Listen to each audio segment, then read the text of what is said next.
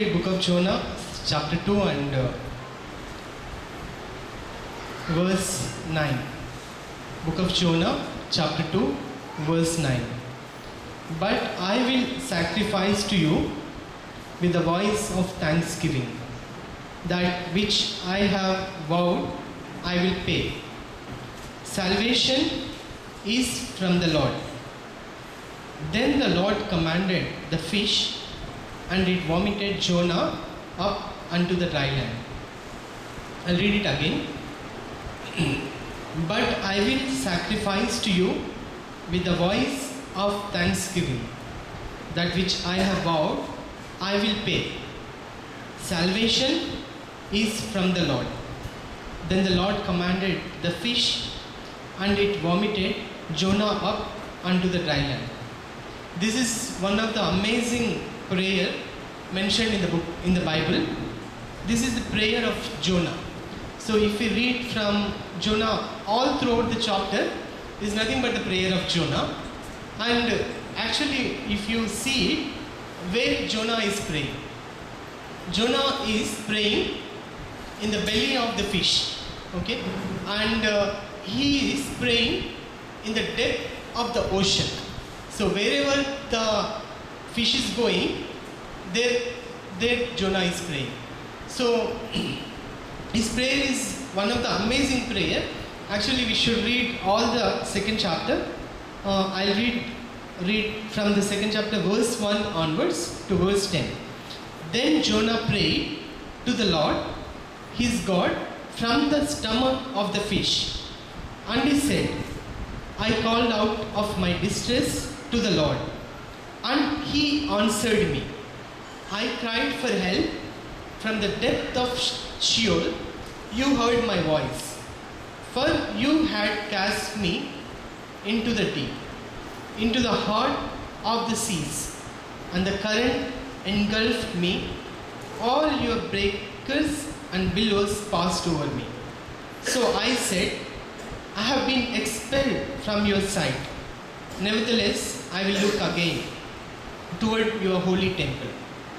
Water encompassed me to the point of death. The great deep engulfed me. Weeds were wrapped around my head. I descended to the roots of the mountains. The earth with its bars were around me forever. But you have brought up my life from the pit, O Lord my God. While I was fainting away, I remembered the Lord, and my prayer came to you, into your holy temple. Those who regard vain idols forsake their faithfulness. But I will sacrifice to you with a voice of thanksgiving. That which I have vowed, I will pay. Salvation is from the Lord. Then the Lord commanded the fish, and it vomited Jonah up unto the dry land. So we see that Jonah praying this prayer in the belly of the great fish. Jonah is an interesting prophet of God, and he is to be considered like a little boy with rebellion. So in his heart he is innocent, but he is rebellion. So we see the little children, right? So Jonah is kind of, I believe, Jonah in his heart is a pure man of God, a strong man with a dedicated man of God to serve God. But in his mind is like a little boy. He's thinking like, I should do this way. He's thinking that way of man. So Jonah learned a great lesson in the belly of the fish. So the lesson is a simple lesson, but it is a profound lesson from the word of God. And Jonah learned this lesson inside the depths of the water and inside the belly of a fish. And that lesson is very simple, which consists only 5 words, is salvation is from the Lord. That's all. And this is a profound lesson which Jonah learned in the belly of the fish. That is, salvation is from the Lord. And we all have to learn this lesson as early as possible, yeah, as young as we should be, we must learn this lesson, and this has to be rooted deep into our hearts and sink into the depths of our hearts and minds. That one lesson we have to learn is salvation is from the Lord. And why did Jonah actually say salvation is from the Lord? Okay, so Jonah, imagine now, where is Jonah? He is inside the fish. Okay, and where is the fish? He is inside the ocean. Okay, and the rays of light will only go maybe 100 meters down the waters. Okay, let's for example say 1000 meters it goes down, but the fish, if it is there down in the waters, there is no hope, there is no ray of light near the fish. And forget about that, inside the fish. Inside the fish is completely dark, a pitch dark inside the fish. And Jonah is inside the fish. There is no electricity, there is no light, there is no sofa or no chair to sit down. Okay, there is nothing inside the fish where Jonah was staying, and Jonah is staying inside the belly of the fish. There is lot of waters covering him, and there are other the whatever the fish is eating, those things also is there. He can touch them and he can feel them, and more than that, there is a stinking smell inside the belly of the fish. Normally we see the story of Jonah is like a Sunday school story, and we remember that it's the story of Jonah and the fish, and we try to think only that much and we don't go further down, but it's a great experience for Jonah. So when Jonah was there in the belly of the fish, there was nothing actually. And more than that, he can't count the time. How much time is happening, what is actually happening to him, he can't count the time. The day is over and the night is over. And the another day is over, another night is over, and the another day is over. There is a stinking smell and complete darkness.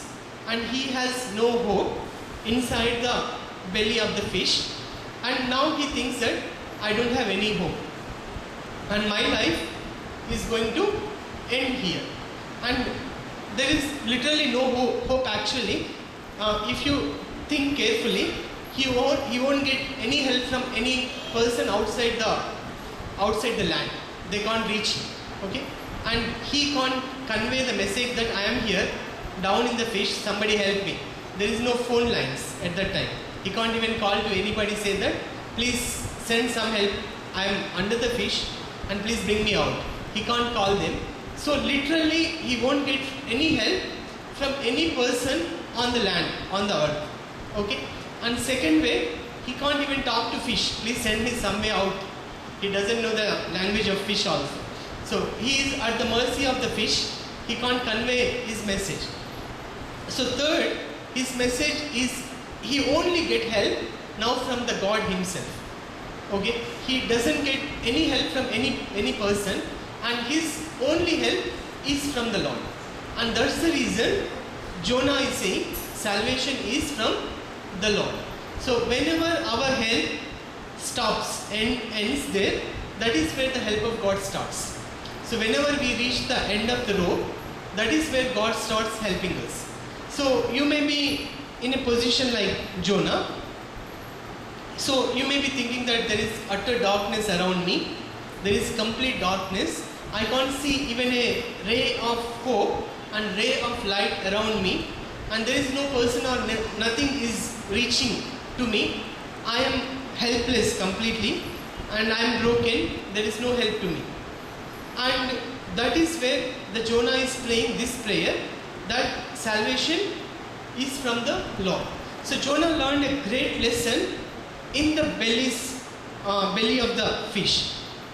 Furthermore, interestingly, one more important thing I need to tell you, that why didn't Jonah got digested by the fish? Okay, so whenever we eat food, how much time when we ate morning breakfast, right? Every one of us must have had our morning breakfast, 8 o'clock, and we will become by 1 o'clock everyone rush to home and wants to eat lunch, right? Why do you want to eat lunch? Because whatever you ate in the morning, it got digested. So there is a acids form in our stomach, and that digests the food. And now imagine in the belly the great fish, and Jonah is a little tiny man. How much time it takes that fish to digest it? Couple of hours, 1 day, 1-2 hours. That's all. He can be digested and become food for the fish for that day. That's all, and his life is end there. Now the question is, why Jonah is not digested by the fish? Okay, so it's the miracle of God that God protected Jonah even in that very difficult situations. Though the acids tried to consume Jonah and become food for the fish, God protected Jonah and helped Jonah not to become the food for the fish. So you may be going through the situations like Jonah in your life. You may be thinking that there is complete darkness around me, and there is all the situations, everything is against me, not supporting me, and there are no person that I can call for help. I can call them and say that please help me because I am going through these things. You may be in that situation, but still there is, if you think still that there is no hope for you, there is still hope for you in God. Whenever you found that there is no hope for me, but Lord, in the Lord, you always have hope. So why did Jonah actually fall into the belly of the fish? What happened to Jonah? So Jonah was a man, he's a prophet of God. His name actually means dove, which means it's a symbol of peace. Jonah means dove, it means a symbol of peace, and his father's name is Amittai, which means faithful or truthful. So he is a son of truthful, is a dove, which is symbol of peace, and son of faithful. So Jonah means actually is a dove, which means symbol of peace, and he is the son of faithful. And the word of Lord came to Jonah, saying in the first chapter, second verse or first verse, the word of the Lord came to Jonah, the son of Amittai, saying, arise, go to Nineveh, the great city, and the city against it, and cry against it, for their wickedness has come up before me. So Lord's word came to Jonah, saying, get up, pack your luggage and everything, go where? Go to Nineveh. And because their wickedness came towards me and come up before me, you go there and share them the message which I want them to hear.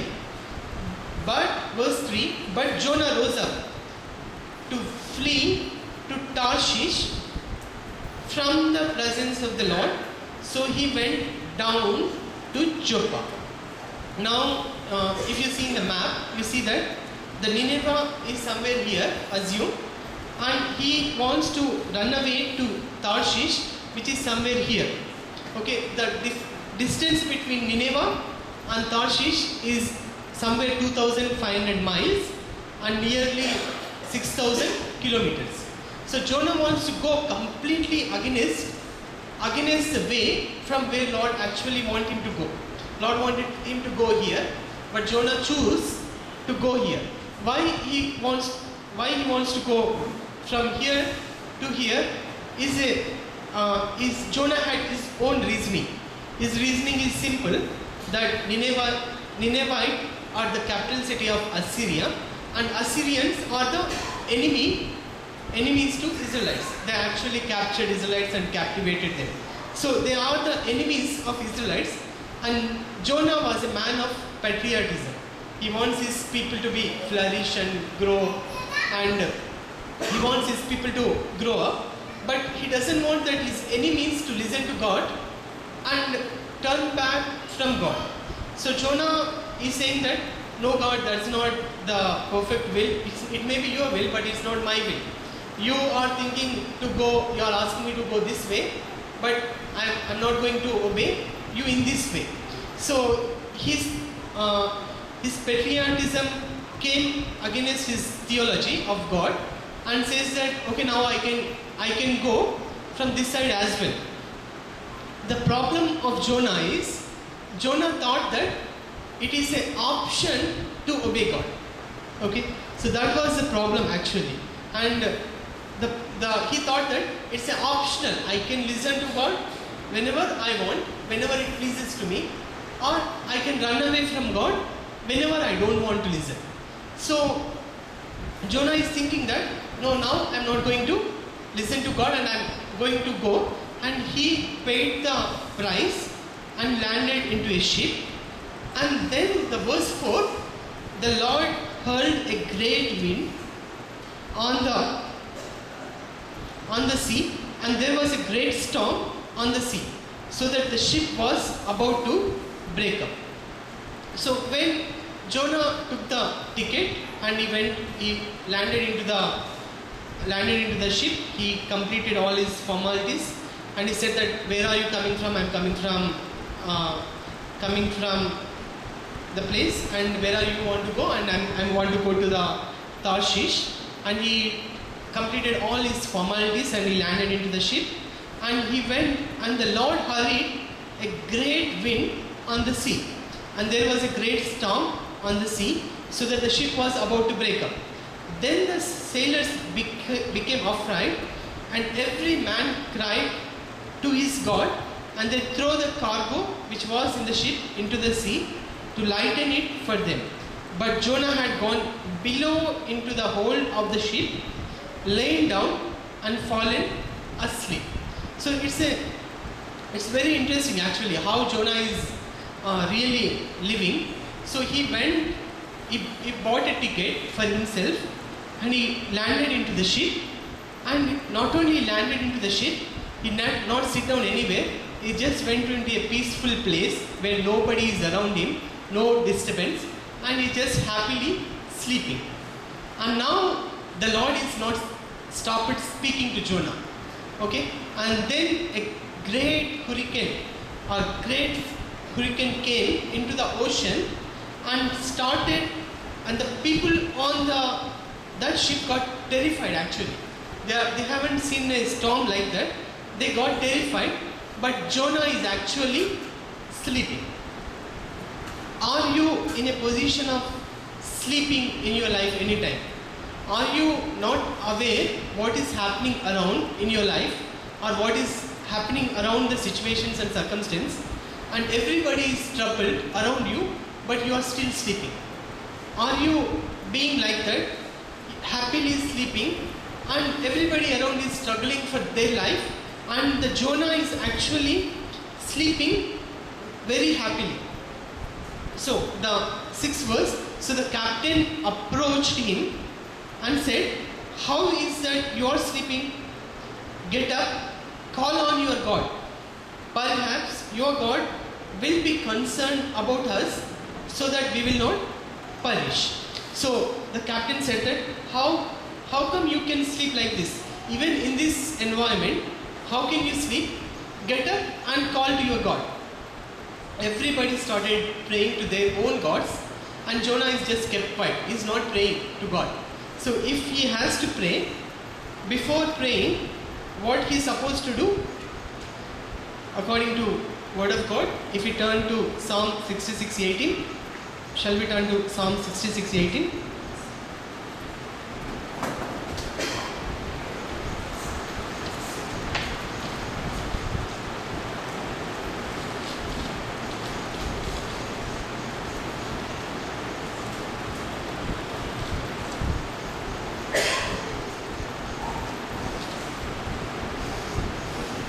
Psalm 66:18.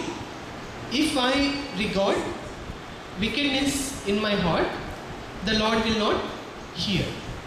If I regard wickedness in my heart, the Lord will not hear.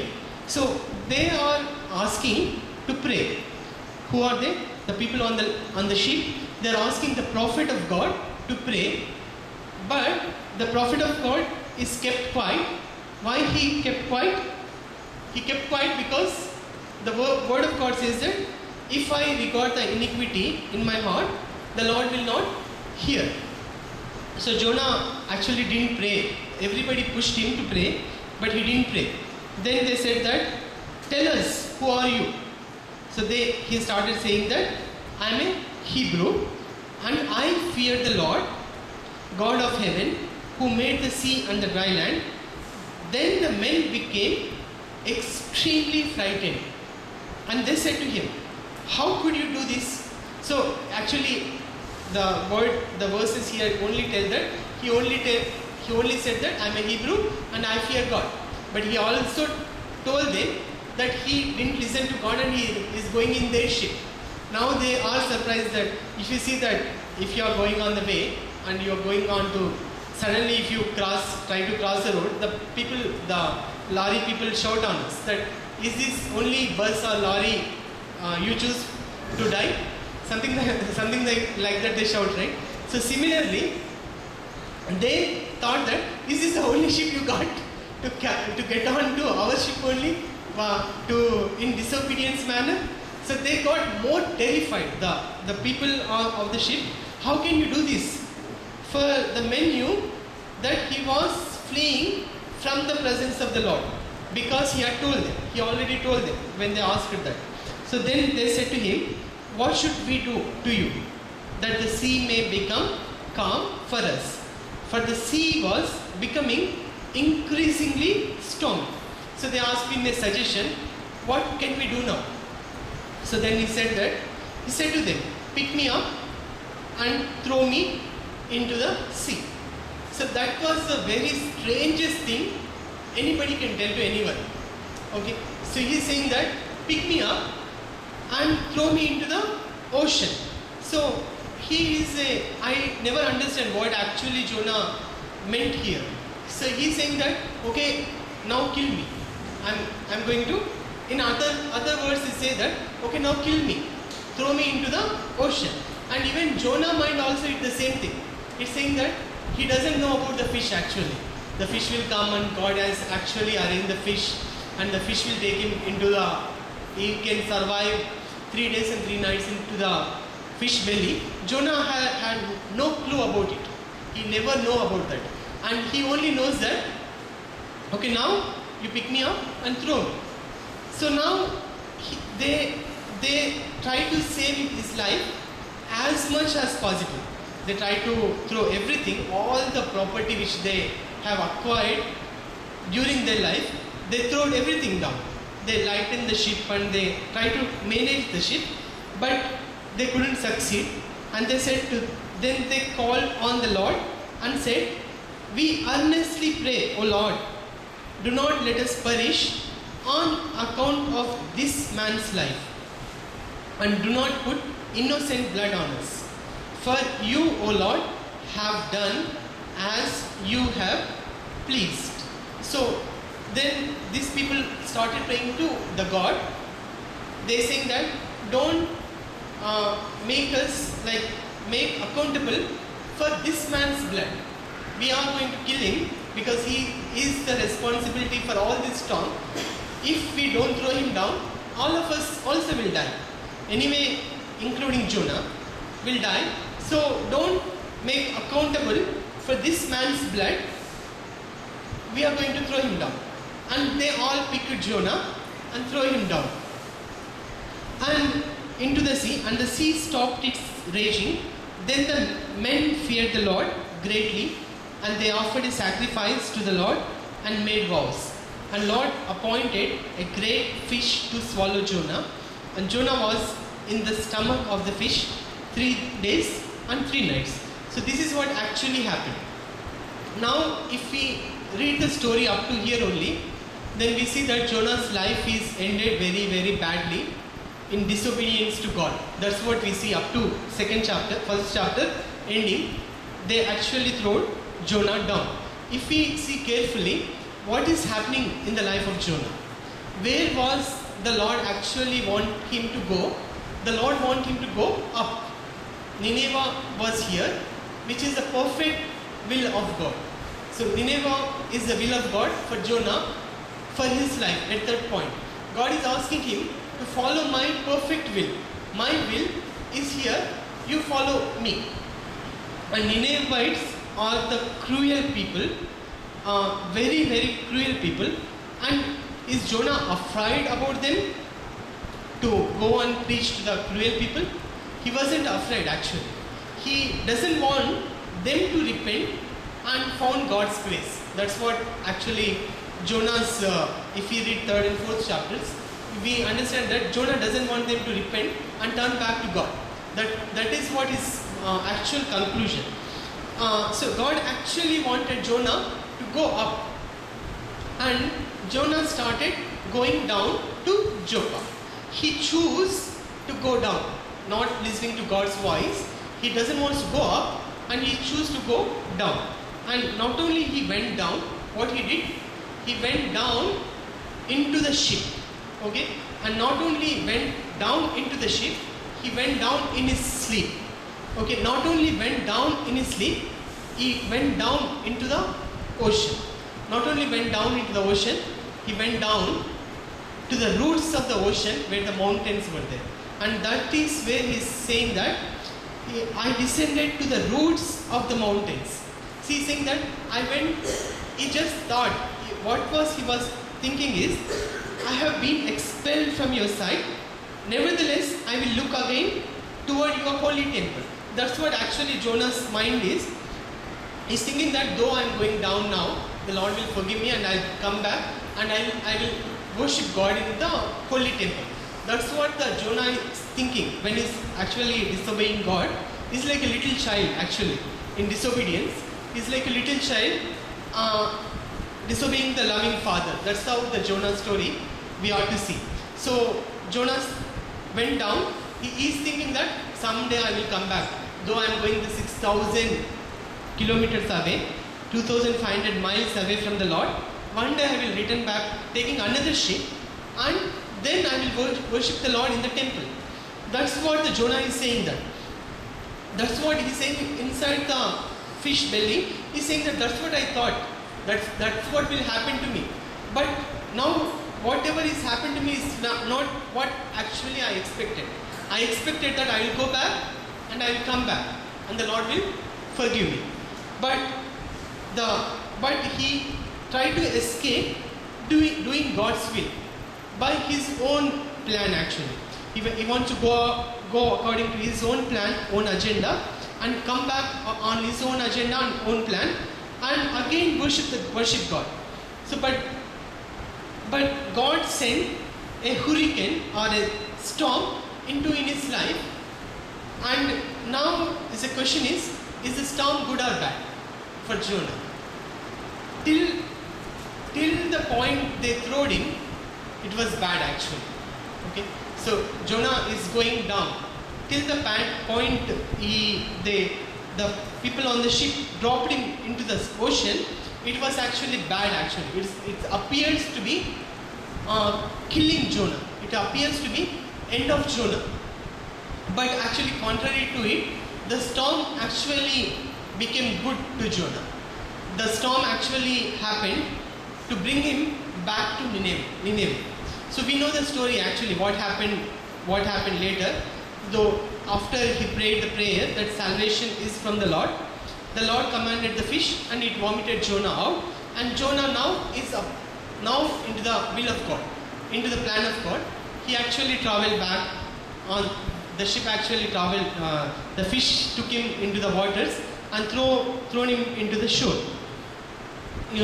Actually, if you see carefully that the submarines were invented sometime back in 1620. Sometime there were no submarines, and the concept of submarine underwater movement was idea actually came somewhere around 1620. And in the First World War, the submarines were used actually. But though the technology was not there, Jonah was in a biological submarine somewhere 2,700 years from now. The God actually put him into the biological submarine and took him to the depths of the waters, and even actually he prayed into the waters there. So my conclusion here is there was a storm in the life of Jonah when he was disobeying. And the storm was great, and the storm is affecting everyone around him. Though we may think that I sin myself, I do sin, and it affects me only. That's not true. We see from the story of Achan, when Achan sinned and Achan stole God's property, God's money, there were many soldiers got died, including Achan. Right? So similarly, Jonah, because Jonah sinned, everyone on the ship got affected, and everyone's life became in danger. And the storm actually came into Jonah's life to bring him from going down, to stop him to going down, and to bring him into the perfect will of God. So that is the storm. Is the storm good or bad? It depends on how you see. If you see from the point of us, the storm is bad because it is going to kill Jonah and it's going to kill everyone. But if you see from God's eyes, the storm is actually good. The storm is going to bring you back from disobedience heart, disobedience mind, into perfect will of God. Though you may be going down, when God can't reach you by speaking, God sends storm to bring you back into His will. You may be going through the same situation or similar situation. You may be thinking that my life is complete dark. I have no hope. I can't reach any people, any person around me. I can't tell to anybody. Or you may be thinking that there are big storm around me, and I can't help to. There is no hope to come out of the storm. Actually, if you think carefully, Jonah could have knelt down and said and prayed to God, Lord, please forgive me. I'm going to obey you. And ask all the ship people, now turn the ship back. Then the storm, God graciously would have stopped the storm. That was the simplest solution. Jonah could have done it. He just would have been knelt down and said, Father, please forgive me, and asked all the ship people, what should we do? If only he would have said, turn the ship back, let's go to Nineveh. Okay? Then he would have saved all the ship people and saved himself and saved from the storm and everyone. So, but Jonah didn't choose to obey God. He still chose to disobey God. So there is a point in your life.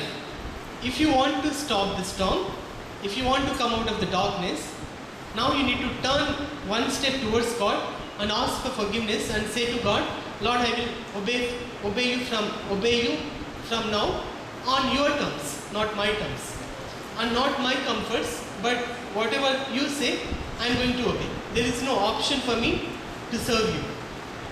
When we say that word, then actually we understand that salvation is from the Lord, not from man, not from the things of the world, not from any person, but salvation is actually from God Himself. And you know the story rest, right? Jonah went and preached a 5-word sermon. Okay, it's simple.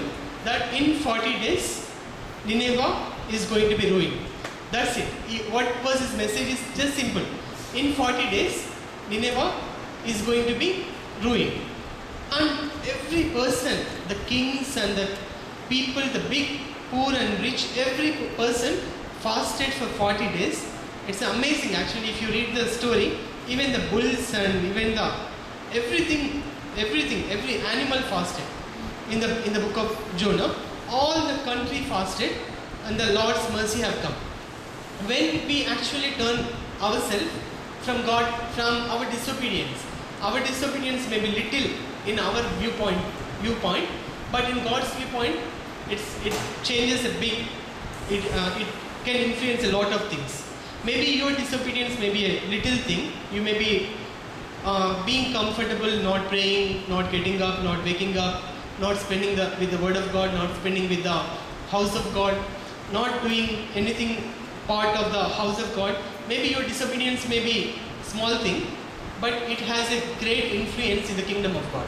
When we really turn from all of our comfort levels and wants to obey God completely and take the mandate of God and live like how Jonah went second time to preach the gospel, the Lord brought a miracle out of in the Nineveh. Everybody repented. So Lord can do a great wonders with 5-word sermon or 50-word sermon. But the question is, are you walking in the way of God? Or you have to check that, am I going away from the God? The question is actually, where are you? Are you in Nineveh? Are you in the ship? Or are you in the ocean? Or are you in the belly? This question is every one of us has to answer for ourselves and answer to the Lord. Lord, am I in the perfect will of you? Am I in the Nineveh? Or am I going back disobedient to you? And am I in the ship? Or am I in the belly? Every one of us to answer to God, and every one of us to turn from our position to obedience to God. Then God can do a great miracle in our life. And I think somebody told, maybe I'm not sure the name, the D.L. Moody or Spurgeon.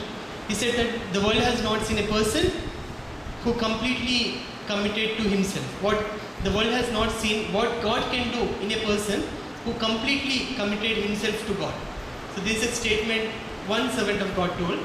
When we turn and give ourselves completely in control to God, in obedience and in serving to God, God can bring much Ninevehs and greater repentance and revival in our land. May God bless. Amen.